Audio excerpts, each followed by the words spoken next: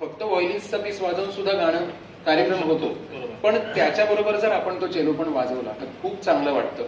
आपण मॅक्सिमम प्रयत्न हा करायचा असतो की त्या वाजलेल्या कॉन्टेंट मधलं किती जास्तीत जास्त मी सादर करू शकतो एका कीबोर्डवर, कारण त्याला काही फॉर्म्युला नाहीये.